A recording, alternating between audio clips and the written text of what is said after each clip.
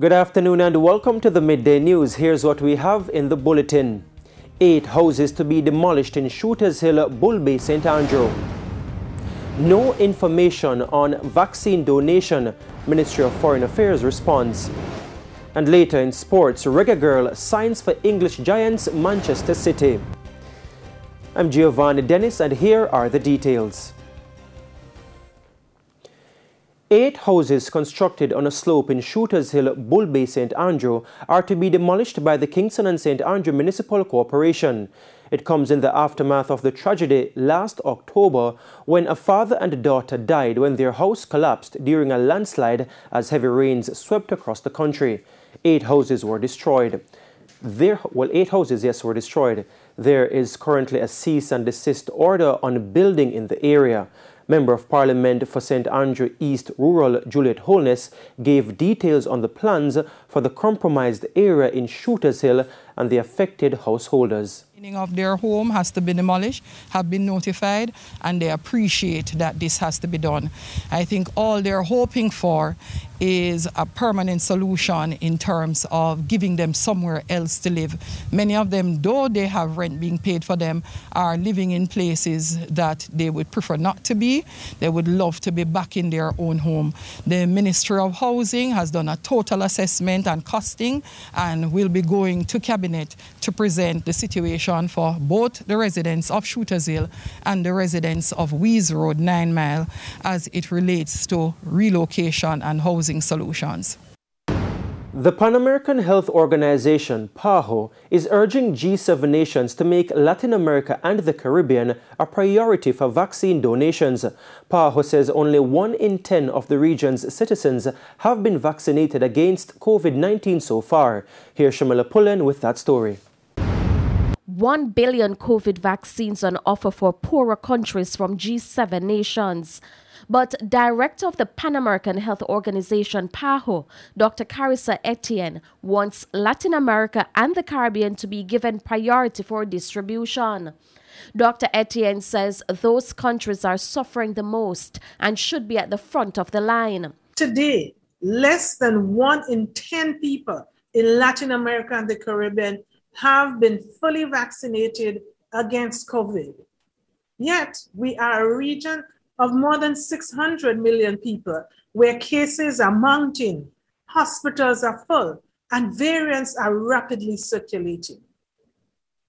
So while vaccines are needed everywhere, we hope that the G7 nations would prioritize doses for countries at greatest risk. At the same time, Dr. Etienne says vaccine acceptance is high in Latin America and the Caribbean as citizens are eager for a chance to get the jab. I want to be clear that the primary issue in the Americas is vaccine access and not vaccine acceptance.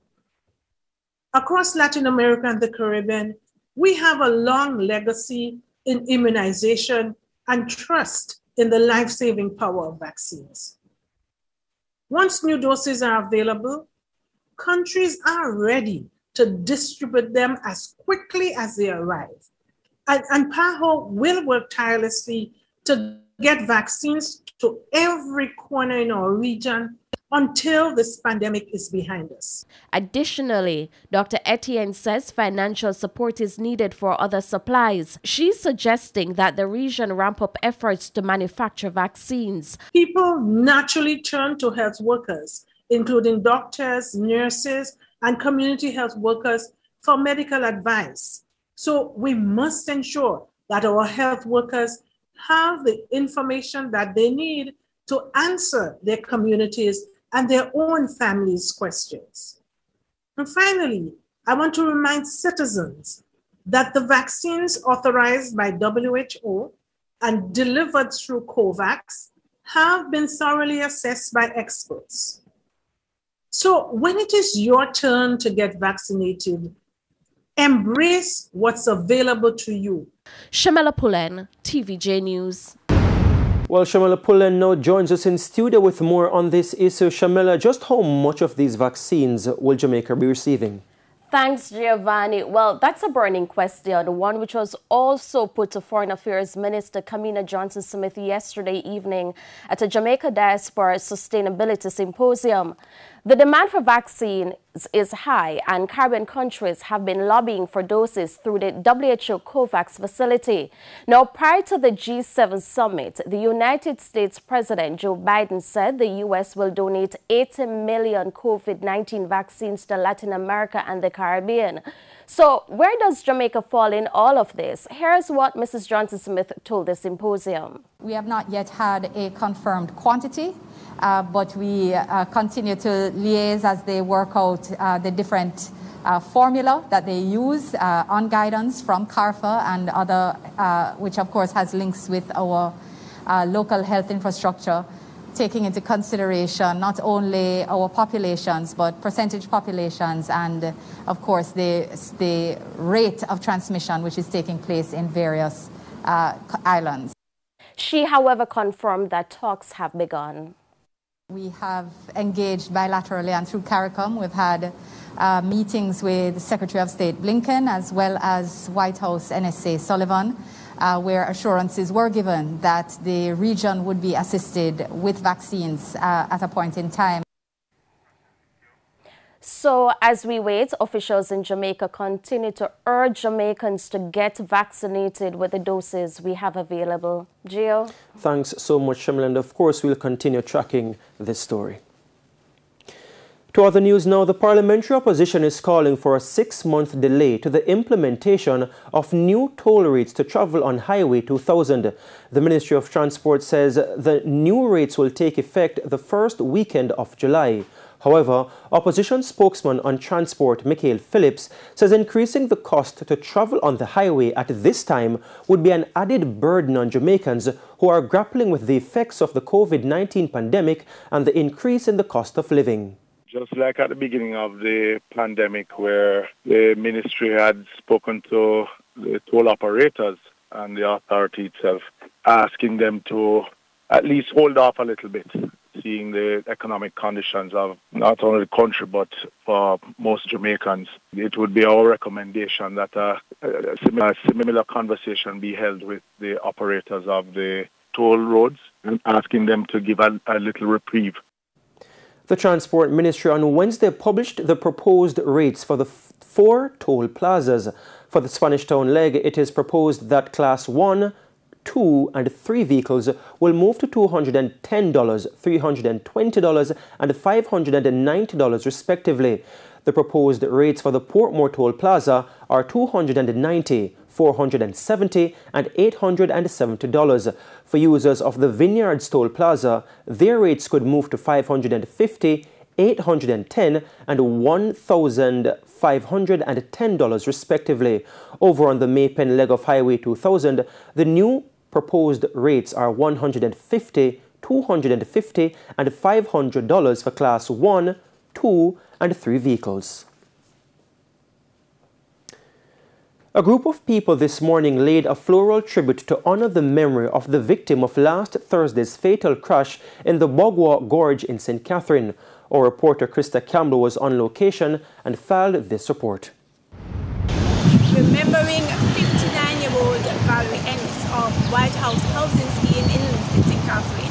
Her family and friends laid tributes at the spot where a 2-vehicle collision claimed her life and injured 8 others in the Bogwa Gorge on Tuesday. We're doing this because she's a blessed friend.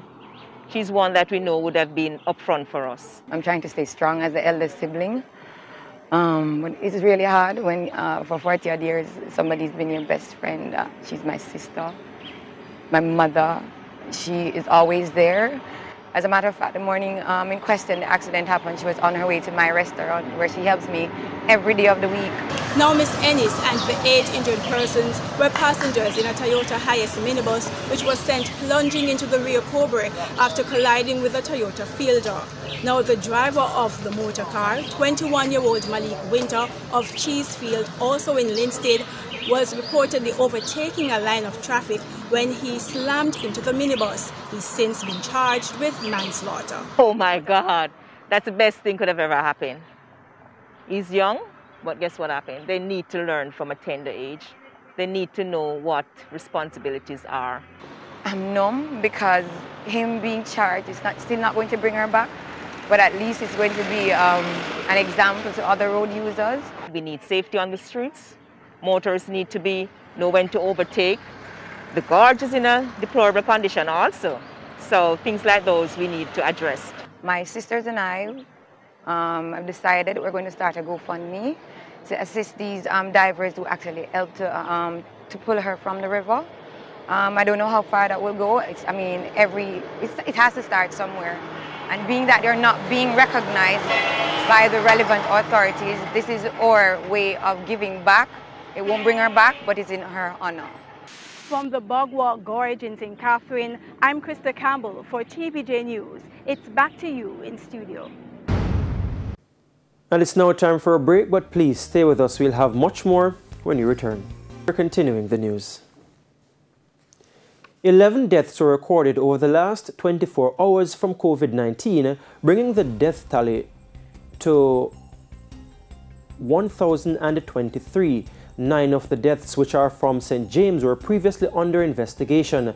The other 2 were recorded in St. Anne and St. Mary. Meanwhile, the country recorded 74 new positive cases of COVID-19 on Wednesday.